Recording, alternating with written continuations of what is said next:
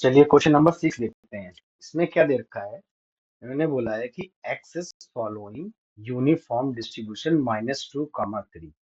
ठीक है, तो फिर पूछा है कि 2x+5 विल फॉलो यूनिफॉर्म और नॉट। तो जब एक्स फॉलो कर रहा है यूनिफॉर्म -2, 3 को, तो 2x विल फॉलो यूनिफॉर्म 2 2 4, 2 3 6। ठीक है। अच्छा, 2x+5 कहने मतलब अगर यहाँ पे किसी से मल्टीप्लाई कर, जैसे रिजल्ट देख लेते हैं। अगर x फॉलो कर रहा है यूनिफॉर्म a कमा b को, तो alpha times u will follow uniform alpha a comma alpha times b को। ठीक है, और alpha is not equal to 0 है। ठीक है, तो यहाँ पे मैंने वही चीज किया। और अगर मैं कहूँ कि अल्फा प्लस यू पे बीटा अगर लिखूं, तो ये हो जाएगा अपना रिजल्ट अल्फा टाइम्स ए प्लस बीटा।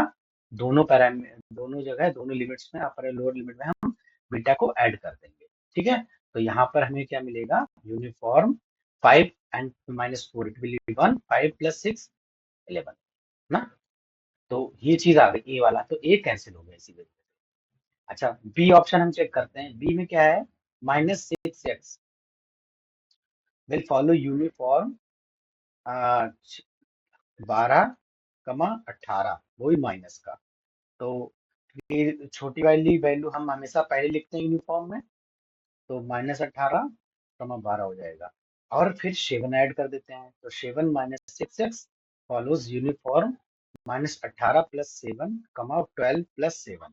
ठीक है, और इसका मतलब ये फॉलो करेगा 18 -18 + 7 कितना होगा? -11, 19। तो हमारा बी ऑप्शन ट्रू हो गया। ठीक है, ये तो एग्जाम में, अगर आप एग्जाम में बैठे हैं तो आप ट्रू करके आगे बढ़ जाइए। लेकिन चलिए हम आप घर पे देखते हैं कैसे करते हैं इस क्वेश्चन को, मतलब सी और डी ऑप्शन क्यों गलत है, ये मैं आपसे एक्सप्लेन करूंगा। तो सी ऑप्शन में इन्होंने बोला है कि 3x² + 5 फॉलो यूनिफॉर्म। देखिए, अगर एक्स फॉलो कर रहा है यूनिफॉर्म को, तो x² और mod x will never follow uniform. ठीक है, विल नेवर फॉलो यूनिफॉर्म।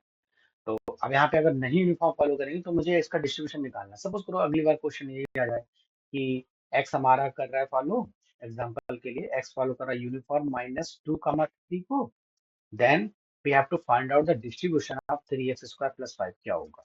ठीक है, ये चीज अगर पूछ दी जाए तो हम कैसे करेंगे? हमने क्या कहेंगे? Let y is equal to 3x² + 5। ठीक है। अच्छा, यहाँ पे मैं ग्राफ ड्रॉ करता हूँ। इन्होंने बोला है ये x हमारा क्या जा रहा है? -2 से 3 में है, और 3x² + 5, और x 0 पे वैल्यू कितनी होगी? 5 देगा। और -2 पे 2 2 ज़ा 4, 3 ज़ा 12, 17। तो यहाँ 5 है, तो यहाँ 17 मान लीजिए यहाँ पे। तो ये ग्राफ कुछ इस तरीके से चलेगा। अब 3 पे 3 3 होते 27, 27 और 5 कितने होते हैं? 32। तो इसको यहाँ मान लीजिए इस तरीके से। ये ग्राफ है, ये अब इसका ग्राफ हो गया। और x हमारा यहाँ से यहाँ तक फॉलो कर रहा है, और y कहाँ से कहाँ तक जाएगा? तो फिर y जाएगा ये वाली चीज मैक्सिमम। यहाँ पे y is equal to 3x² + 5, इसकी मैक्सिमम वैल्यू कितनी है? 35। दिस इज नो, 3 3 होते 27, 27 और 5 32। ये 32, 3, 32 है। और ये वाली वैल्यू, ये कितना है? ये वाली, ये है 5, तो ये 5 है।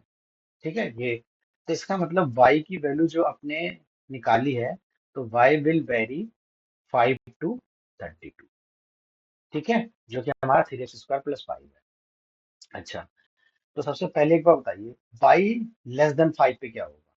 अगर मैं CDF की बात करूं, f(y) 0 होगा। ठीक है, और दूसरा है कि f(y) इज इक्वल टू 1 होगा कब? जब हमारे y की वैल्यू 32 से बड़ी होगी या इक्वल टू। ठीक है, अब हमें CDF निकालना है इनके बीच में, विद इन दिस। तो देखिए, सबसे पहले हम एरिया का देखते हैं। देखिए, x की वैल्यू -2 से 3 के बीच में है, तो ये चीज, और आप ये चीज देखिए। ठीक है। अच्छा, और y की वैल्यू या ये है 5 से 32 है। तो कहने का मतलब ये पूरा एरिया हो गया ये वाला। this one. This is your required region on which you have to integrate या फिर you have to find out the uniform distribution का वो पीडीएफ ऐसे जो भी है, ठीक है। ये चीज होगी। अब यहाँ पे एक चीज देखिए कि ये जो है ना एरिया दो भागों में टूट रहा है, टू पार्ट्स में, तो मैं इसको दो भागों में तोड़ूंगा, दो भागों में इंटीग्रेशन करूंगा। ये पहला वाला, दिस इज योर फर्स्ट, इसे सेकंड मान लेते हैं, and this is your first region, ठीक है। चलिए तो मैं इसको करता हूँ। हाँ अब देखिए, तो F of Y is equal to probability y is less than y, and y हमारा कितना है, probability 3x² plus 5 which is less than 5, and probability of 3x² capital x square is less than y minus 5, ठीक है। अच्छा y हमारा यहाँ पे क्या है, जब हम y को ले रहे हैं 5 से 2 पे कितना आ जाएगा, when here y is your 5 to it will be 2 to 4 17, ठीक है। क्योंकि ये वाले जो आप देख रहे हैं ना, ये वाला पॉइंट होगा, दिस पॉइंट विल बी 2 कामा, यहाँ फिर के 2 टू जा 4 3 जा 12 5 17, तो ये हो जाएगी यहाँ से, तो 17 आएगा, इसको थोड़ा 17, ठीक है। अच्छा अब मैं क्या करता हूँ इसमें, यहाँ पे इसमें, सो ये अपना हो जाएगा माइनस, नहीं 3 से डिवाइड और कर देते हैं, चलो 3 से यहाँ डिवाइड कर दिया, तो हो जाएगा minus Y minus 5/3, X is less than Y minus 5/3, square root, वो टोटल स्क्वायर रूट रहेगा, ठीक है। ये चीज आ गई। अब बस एक्स हमारा क्या फॉलो कर रहा है, यूनिफॉर्म को फॉलो कर रहा है, देखिए यहाँ पे एक्स फॉलो कर रहा है यूनिफॉर्म -2, 3 को, तो जब एक्स माइनस यूनिफॉर्म -2, 3 फॉलो कर रहा है तो एफ ऑफ एक्स कितना हो जाएगा, पीडीएफ इसका 1/5, ठीक है। तो बस यहाँ से इंटीग्रेशन मार दीजिए इसको, y -5/3 to y -5/3 1/5 dx, so it will be 2/5 5 -5/3, और y हमारा कहाँ से कहाँ तक है, 5 to 70, तो ये एक सीडीएफ हो गया इस वाले रीजन में। अच्छा दूसरा क्या बचा है इसमें, अब हमारे पास, अब हम कहाँ से कहाँ लेंगे, इस सेकेंड वाई रीजन में लेंगे। सेकेंड वाई रीजन में वाई फॉलो करे, Y will vary from 17 to 32, ठीक है। व्हेन वाई इज 17 to 32, तो देखिए probability Y is less than Y, probability of 3x² plus 5 is less than Y, which is probability it will be x² is less than y minus 5/3, तो ये आ जाएगा probability minus √y minus 5/3 to x y minus 5/3, ये हो गया अपने पास।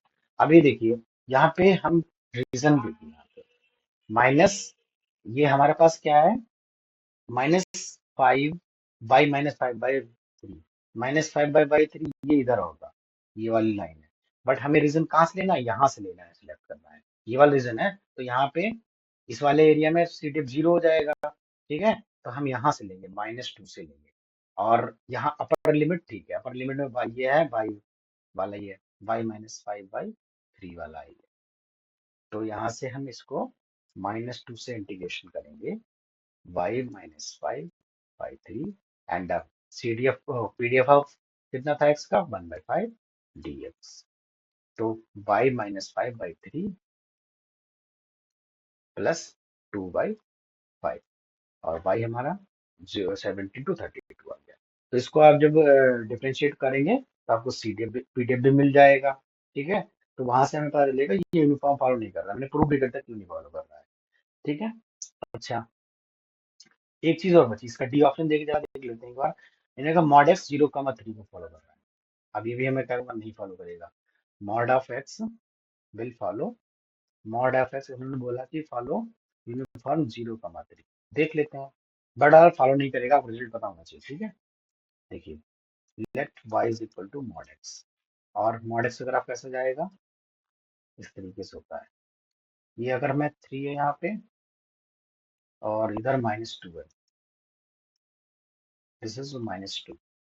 Okay, चलिए, तो यहाँ पे फिर probability mod x is less than y is equal to probability minus y mod x y, ठीक है। और हमारा एक्स को फॉलो कर रहा है यूनिफॉर्म -2,3 को, ठीक है। अब यहाँ से इसमें सेम वही रीजन, वही बात आएगी इसमें भी। ये हमारा एक्स की लिमिट है, और तो ये पहला वाला रीजन हो गया, this is your second region, ठीक है। तो इसमें क्या है ना, माइनस बाई टू वाई और एक्स 1/5 dx, तो ये मिलेगा 2y अपान में 5, और y हमारा कहाँ से कहाँ तक वेरी कर रहा है, 0 to 2, ठीक है। उसके बाद में सेकेंड ए रीजन की बात करते हैं, y is less than y which is, देखिए इस वाले में हमारा x कहाँ से कहाँ तक वेरी करेगा, -2 से y तक, सो -2 से y तक 1/5 dy, तो this is your y plus 2/5, ठीक है। और y हमारा कहाँ से कहाँ तक है इसमें, 2 to 3 ना। यहाँ पे कितना आएगा, ये वाली पॉइंट, ये 2 होगा और ये 3, 2 से 3 तक, ठीक है। एक बार इसको भी कर लेते हैं जरा। तो हमारे पास CDF कितना आ गया एफ ऑफ एक्स का, देखिए व्हेन एक्स, ये इसको मैं y लेके चलता हूँ, ठीक है, y। तो when y is less than 0 then it is 0, when y is less 0 से 2 के बीच में है, तब ये वैल्यू पता कितनी देगा, यहाँ पे दे रहा है 2/5, 2y अपान में 5, ठीक है। और जब ये 2 से 3 के बीच में है, y प्लस 2/5, जब हमारा 2 से 3 के बीच में है और it will be 1 then y is greater, ठीक है। यहाँ से मैं CDF PDF निकाल सकता हूँ इसका, देखिए PDF कितना आएगा एफ ऑफ वाई का, it will B 2/5 and 1/5, differentiation करेंगे इसका, ठीक है। और तो ये आ जाएगा 0 से y2 और 2 से y3। अब देखिए इसमें क्या है ना, अब मैं से अगर मैं इंटीग्रेशन करूंगा पूरा, तो 1 आना चाहिए CD PDF, अब तो वैलिड PDF मैंने निकाला है। तो जब इंटीग्रेशन कीजिए 0 से 2 के बीच में इंटीग्रेशन करोगे आप, तो 2/5 लेना है आपको, और 2 से 3 के बीच में करोगे तो 1/5 है dy। देखिए 1 आ रहा है कि नहीं आ रहा, 2/5 और 0 से 2 मतलब 2 प्लस 3/3 -2/5, तो finally 4 plus 1/5 is equal to 1, इसका मतलब है हमारा जो वैलिड PDF है, ठीक है। तो आप इसको ऐसे कर सकते हैं। अच्छा, अब क्वेश्चन नंबर 7 में देखते हैं, क्या कह रहा है कि let x be a random variable with Poisson distribution with mean, कितना है इसमें, 7 है ना। क्वेश्चन नंबर 7 की बात करते हैं, तो इसमें मीन कितना है, 1। अच्छा, पॉइजन डिस्ट्रीब्यूशन का पीएमएफ क्या होता है, ई पावर माइनस लैम्डा, लैम्डा की पावर एक्स अपान एक्स फैक्टोरियल, ठीक है। और यहाँ पे एक्सपेक्टेशन ऑफ एक्स मतलब मीन कितना होता है, लैम्डा विच इज बिन, इस एम्प्लॉय हमको लैम्डा की वैल्यू बनती हुई है, तो हमारा पीएमएफ हो जाएगा probability x is equal to A की पावर -1 अपान में एक्स फैक्टोरियल, ठीक है। इन्होंने जो वैल्यू दी हुई है, इन्होंने कहा जी की वैल्यू 1 होगी, कब, जब हमारा एक्स की वैल्यू 0 हो, और या फिर एक्स की वैल्यू 2, तब 1 है, और otherwise x is equal to g of x zero होगा अदरवाइज। ठीक है, अब देखते हैं एक्सपेक्टेशन ऑफ जी एक्स का फॉर्मूला लगाते हैं। एक्सपेक्टेशन ऑफ जी एक्स क्या होता है, summation of g of x into probability x is equal to x. और एक्स हमारा क्या क्या हो सकती वैल्यू, जीरो और वन। मतलब एक्स हमारे कई सारी वैल्यूज हैं, लेकिन एक्स हमारी, हाँ, सपोर्ट क्या होता है, one two three Poisson distribution में। तो जब मैं जीरो डालूंगा यहाँ पे, तो probability x is equal to zero plus probability one. देखो जी वन लिखने की जरूरत ही नहीं है इन सब चीजों को, क्योंकि यहाँ पे जीरो वैल्यू देगा और जी का टू आ जाएगा, G of two into probability x is equal to two. Three पे जीरो देगा, जी थ्री जीरो है, तो हम उसको कोई लिखने की जरूरत ही नहीं है, ये भी जीरो, ये जीरो हो जाएगा। तो हमने क्या करना है, जी जीरो की वैल्यू कितनी है, one, G of zero one. Probability X equal to zero कितना होगा, ए की पावर माइनस वन अपान में zero factorial plus G of two कितना होगा, वन, एंड ये P of X equal to two, A की पावर माइनस टू अपान में two factorial. तो अपने पास बनेगा e माइनस वन प्लस ई की power minus one by two, so it is three by two E factorial, E minus one. ठीक है, ये answer हो गया अपना। कौन सा वाला आएगा, three by two T answer हो जाएगा इसका। ठीक है, अच्छा नेक्स्ट क्वेश्चन है, इसमें क्वेश्चन नंबर एट। इसमें क्या है, उन्होंने बोला है कि जेड एन, अगर हमारा एन नेचुरल नंबर है और Z N smallest order static based on random sample size N, तो हमारे पास X Z one Z two x N just follow uniform zero comma one. ठीक है, जेड एन बोल रहा है कि मिनिमम है, और हमें पता है कि अगर x one x two x n follow normal uniform को फॉलो करता है, तो minimum order statistics will follow beta first kind one comma n. ठीक है, अब इन्होंने क्या बोला है कि n z n is converges to z in distribution. इसका मतलब x one converges to distribution in z. ठीक है, इसका मतलब ये probability of n x one is less than t will be probability Z, ये वाला Z is less than T, और लिमिट कहां से इधर लेफ्ट में लेगी, एन गोज टू इनफिनिटी। ठीक है, और हमसे पूछा क्या है, probability of z is less than equal to l n three. तो इफ, अगर एल एन थ्री पूछा है इन्होंने, तो अगर दोनों साइड में टी की प्लेस पे अगर एल एन थ्री में रख दूं, तो क्या मिलेगा मेरे को, एल एन थ्री मैंने यहाँ पुट कर दिया, तो जो मुझे चाहिए, सॉरी यहाँ पे पुट आई, हाँ जेड एल एन थ्री, तो यही तो चाहिए मेरे को, देखो यही वैल्यू चाहिए। ठीक है, then p z is less than l n three चाहिए, तो लेफ्ट हैंड साइड वाले को सॉल्व कर लेते हैं। तो लेफ्ट हैंड वाली को मैं सॉल्व करता हूँ, एलएचएस को, जो वैल्यू आएगी वही इसकी हो जाएगी। तो limit N goes to infinity probability x one, देखिए एल एन एन हमारा जीरो नहीं है, तो मैं दोनों तरफ एन डिवाइड कर दूंगा।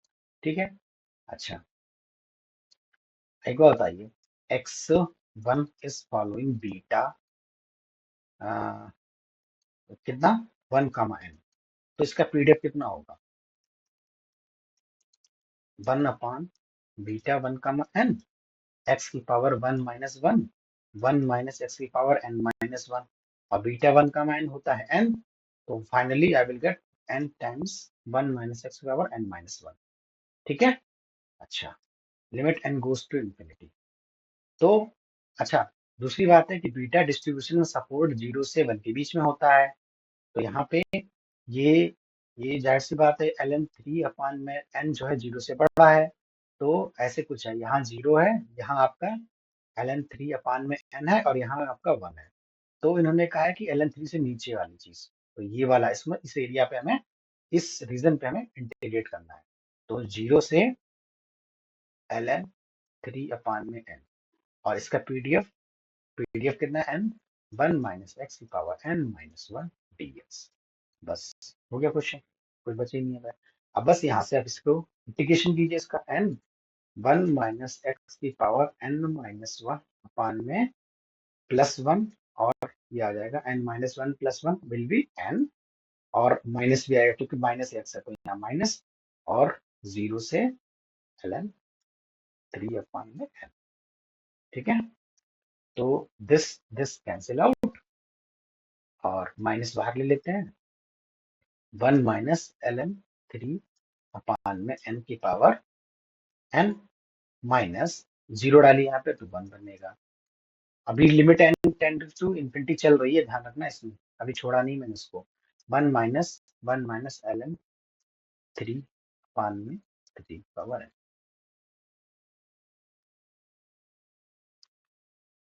बस ठीक है ये बात।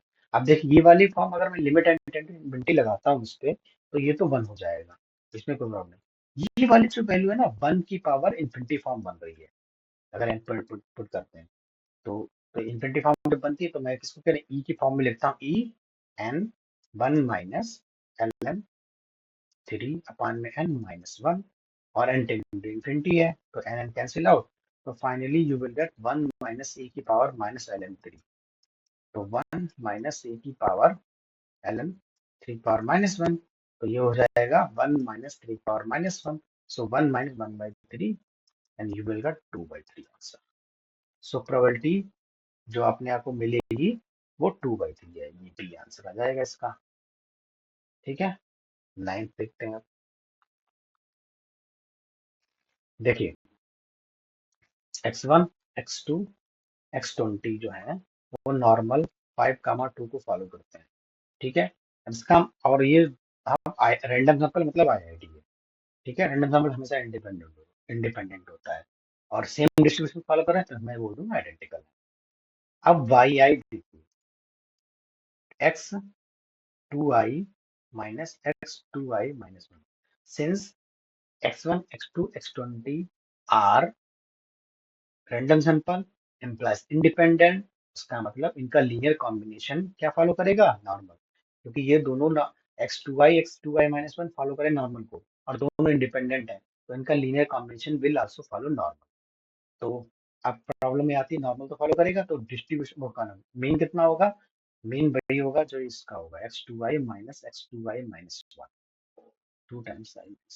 सो एक्सपेक्टेशन से अलग अलग हो जाएंगी, तो 5 - 5 it will be 0।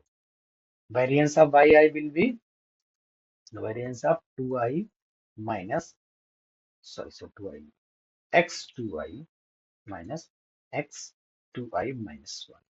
So variance of 2i कितना होगा, variance of x2i plus variance of x2i minus 1, और -2 टाइम्स कोवेरियंस, और कोवेरियंस हमारा 0 है। ठीक है, क्योंकि इंडिपेंडेंस प्लस कोवेरियंस होता है। इंडिपेंडेंस अगर x1 x2 इंडिपेंडेंट है, x1 x2 तो उनके बीच का कोवेरियंस 0 हो जाएगा, तो उस हिसाब से हमने यहाँ पे 0 कर दिया। अब वेरिएंस ऑफ xi2 कितना होगा, देखिए हमारे पास वेरिएंस ऑफ किसी भी रैंडम नंबर 2 दिया हुआ है, तो 2 यहाँ पर भी 2, तो आपको 4 मिल जाएगा।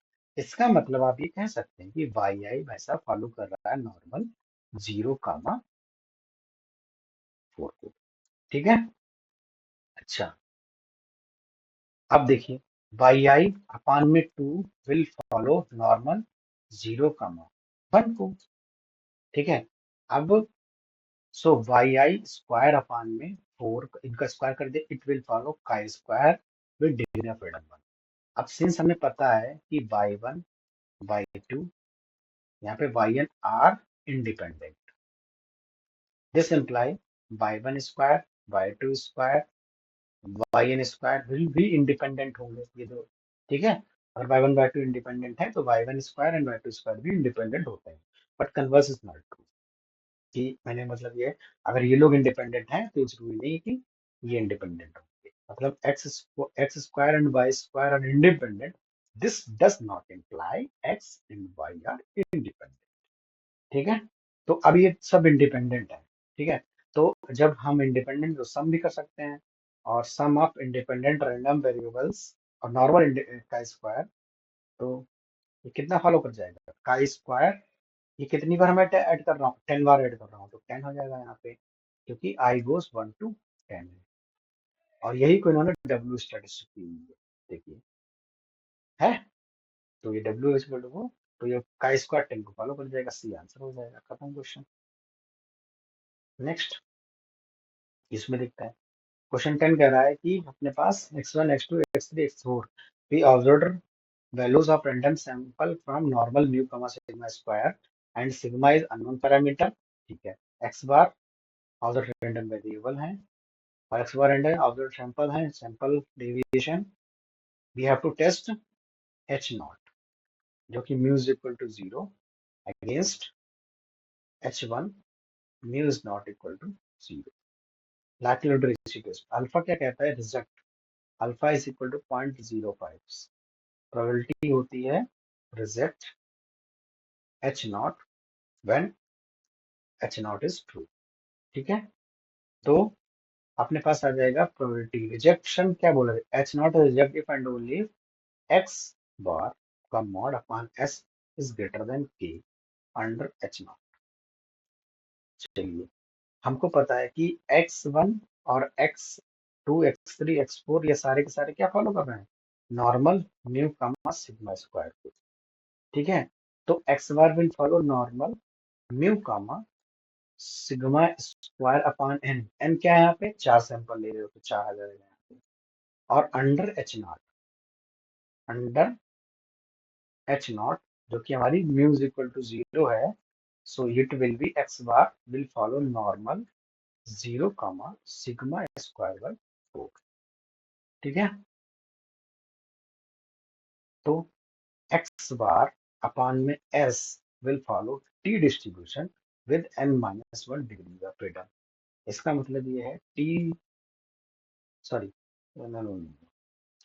ये मैंने इसको ऐसे किया नहीं, जो एक्स बार अपान में सिग्मा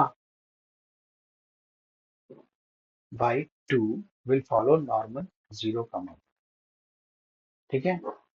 लेकिन ये कब होता है, जब हमारे पास सिग्मा नोन होता है और सिग्मा अननोन है, तो मैं in place of sigma I will use S, so और जब से मैं ऐसे यहाँ पे लिखूंगा ये विल फॉलो कर जाएगा टी डिस्ट्रीब्यूशन फिर n minus degree of freedom जो कि 3 है, एन की वैल्यू 4 है तो एन माइनस वन 3 हो जाएगा।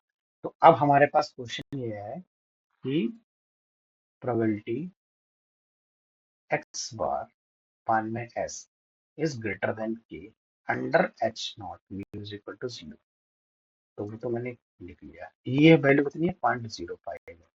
अच्छा इसमें क्या करता हूँ मैं 2 से मल्टीप्लाई कर देता हूँ साइड, तो इधर मिलेगा 2k which is equal to probability T3 is greater than equal to 2k is equal to 0.05, ठीक है। अच्छा ये मॉड भी आएगा यहाँ पे, तो यहाँ पे ये इस सारा कुछ मॉड के अंदर ही है, तो ये मॉड हो गया। तो अब देखो यहाँ पे ग्राफ बनाते हैं थोड़ा समझने के लिए, नीचे को लिखता हूँ उसको। देखिए इधर है अल्फा बाई 2, तो ये हो जाएगा t n minus one comma alpha by 2, और ये वाला रीजन हो गया, ये वाला पॉइंट आएगा t n minus one comma 1 minus alpha by 2, ठीक है। ये रीजन ये इधर हो गया। तो अब इन्होंने बोला है कि T3 की value absolute value greater than 2 की होगी, इसका मतलब T3 comma alpha by 2 is equal to 2k, तो ये हो जाएगा अपने पास 2k, ठीक है। सो अल्फा कितना है हमारे पास 0.05, so 2k is equal to T3 comma 0.05, so k is equal to T3 sorry 0.05 by 2 आएगा ना, अल्फा अल्फा बाई 2, तो it will be 0.025, so k will be t with degree of freedom 3.025 by 2, ये अपना answer हो जाएगा। देखिए match कर लेते हैं एक बार, हाँ ये वाला, ठीक है। चलिए थैंक यू, और कोई भी डाउट हो तो आप मेरे को कमेंट बॉक्स में पूछ सकते हैं, अगले वीडियो बनाऊंगा तो उसमें क्लियर कर दूंगा। धन्यवाद। दूसरी बात आप सब्सक्राइब भी कर सकते हैं आगे आने वाली वीडियोस के लिए, और कमेंट जरूर कीजिएगा कि और कुछ सजेशन भी दे सकते हैं कि इसमें आपको सर को क्या करना चाहिए क्या नहीं करना चाहिए, उसका